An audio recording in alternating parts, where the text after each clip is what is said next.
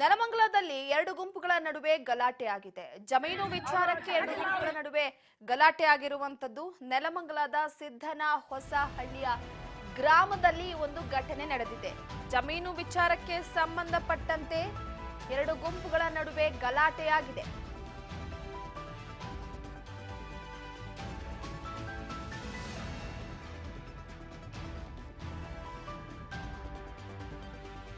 ಸಿದ್ದನ ಹೊಸಹಳ್ಳಿ ಗ್ರಾಮದಲ್ಲಿ ಒಂದು ಘಟನೆ ನಡೆದಿರುವಂತದ್ದು.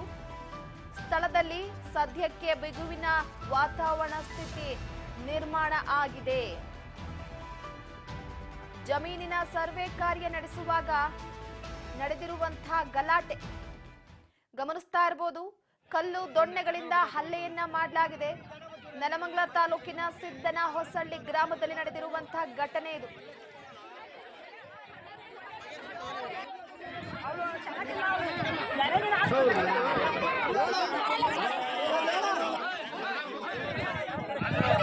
ಚಾನಲ್ ಬता ತೊಗೊಂಡು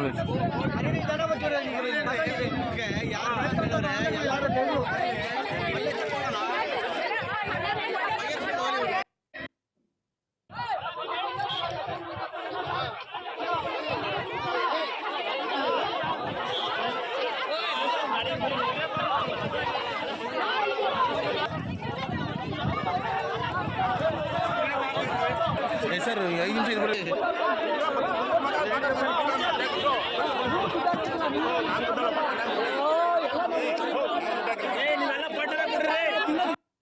ಇವತ್ತು ಸರ್ವೆ ಮಾಡಕ್ ಬಂದು ನಮಗೆ ಏನು ಇಲ್ದಲೆ ನಮಗೆ ಭಾಳ ರಿಸ್ಕ್ ಕೊಟ್ಕೊಂಡು ನಮ್ಮ ತೊಂದರೆ ಕೊಟ್ಕೊಂಡು ನಮ್ಮ ಜಮೀನ ಒಡೆಯಕ್ಕೆ ಮಾಡಿದ್ರು.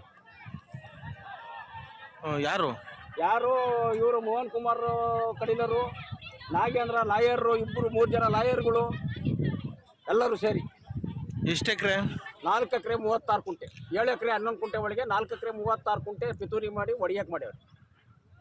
ಇವರೆಲ್ಲ ಲೀಗಲ್ಲಾಗೆ ಎಲ್ಲ ಅವರೆಲ್ಲ ಗ್ಯಾಂಗ್ಗಳು ಮಾಡ್ಕೊಂಡು ಇಷ್ಟೆಲ್ಲ ಮಾಡ್ಕೊಂಡು ನಮ್ಮ ಸಮಸ್ಯೆಗಳನ್ನೆಲ್ಲ ಬಗೆಹರಿಸ್ಕೊಂಡು ಇದು ಮಾಡ್ದಲ್ಲೇ ನಮಗೆ ಬಂದು ನೋಡಿ ಇದರೊಳಗೆ ಕೇಸವೆ 3-4 ಕೇಸ್ಗಳವೆ.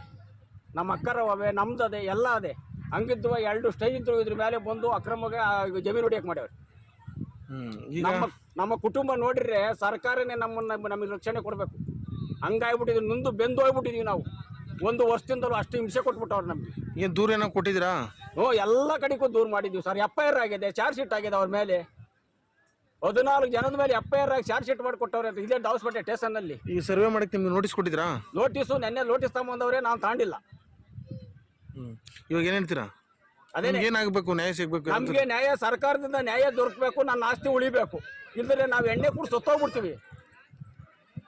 ಇವತ್ತು ಸರ್ವೆ ಮಾಡಕ್ ಬಂದು ನಮಗೆ ಏನು ಇಲ್ದಲೆ ನಮಗೆ ಭಾಳ ರಿಸ್ಕ್ ಕೊಟ್ಕೊಂಡು ನಮ್ಮ ತೊಂದರೆ. ಪ್ರಮುಖವಾಗಿ ಜಮೀನು ವಿಚಾರದಲ್ಲಿ ಎರಡು ಗುಂಪುಗಳ ನಡುವೆ ಗಲಾಟೆ ಆಗಿರುವಂತದ್ದು. ಈಗ ಪೊಲೀಸರು ಕೂಡ ಸ್ಥಳದಲ್ಲಿದ್ದಾರೆ.